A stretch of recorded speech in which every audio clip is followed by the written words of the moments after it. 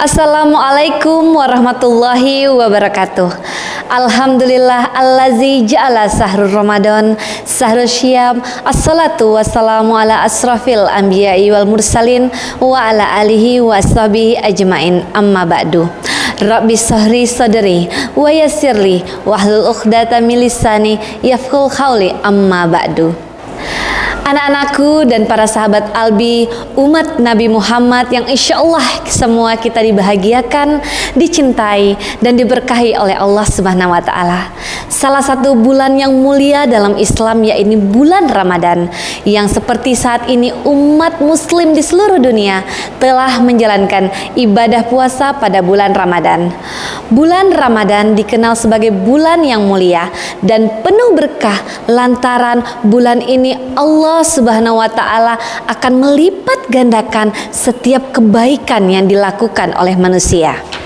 Selain itu, pada bulan Ramadan juga dikenal sebagai bulan yang penuh ampunan, karena segala dosa-dosa yang dilakukan akan mendapatkan ampunan dari Allah Subhanahu wa Ta'ala. Meskipun Ramadan menjadi bulan yang penuh berkah, namun ternyata ada beberapa golongan orang yang dianggap merugi. Bahkan golongan ini juga disebut sebagai manusia yang celaka.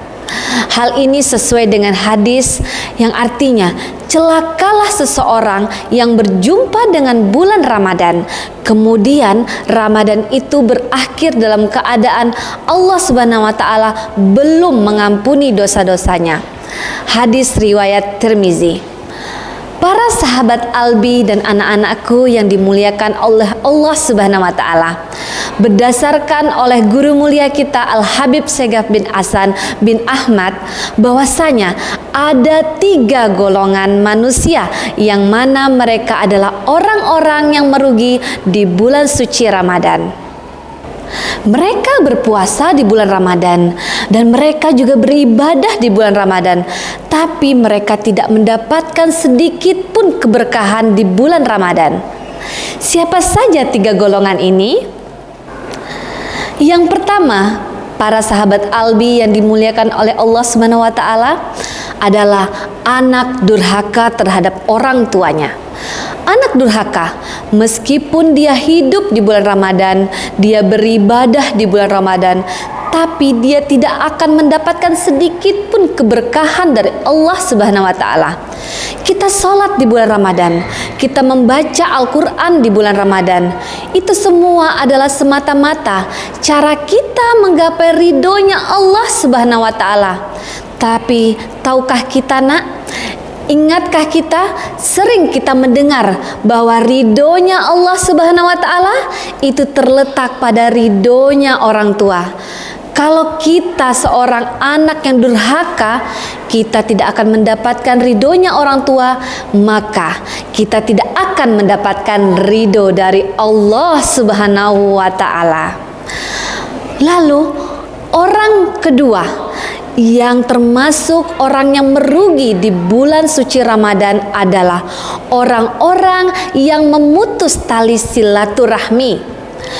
Meskipun dia beribadah, dia berpuasa, bahkan 1000 tahun dia berpuasa, namun dia memutus tali silaturahmi, memutus tali persaudaraan dalam kelompok kecil atau kelompok besar sekalipun, memecah belah di kalangan umat Nabi Muhammad SAW, maka ia adalah orang-orang yang merugi di bulan suci Ramadan. Anak-anak ibu dan para sahabat Albi yang dimuliakan oleh Allah Subhanahu wa Ta'ala, jangan sampai ketika kita hari ini telah ada di bulan suci Ramadan, tapi hati kita masih ada kebencian kepada sesama umat Nabi Muhammad SAW. Jangan sampai kita berada di bulan Ramadan tapi hati kita dalam kedengkian, tapi hati kita menyimpan rasa benci dan marah kepada saudara kita yang merupakan umat Nabi Muhammad SAW. Anak-anakku sekalian dan sahabat Albi dirahmati Allah Subhanahu wa Ta'ala, Golongan ketiga adalah orang-orang yang sering melakukan maksiat selama bulan suci Ramadan. Golongan ini tidak peduli dengan bulan suci Ramadan. Mereka tetap melakukan perbuatan maksiat meski mereka paham itu salah. Nah, banyak beribadah yang bisa dilakukan bulan suci Ramadan. Hal ini baik ketimbang melakukan maksiat. Contohnya berzikir, berdoa, membaca Al-Quran, dan masih banyak lagi.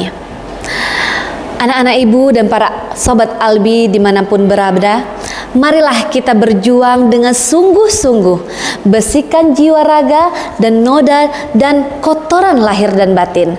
Semoga Allah Subhanahu wa Ta'ala mengampuni dosa-dosa kita dan menerima amal ibadah kita. Amin ya robbal alamin.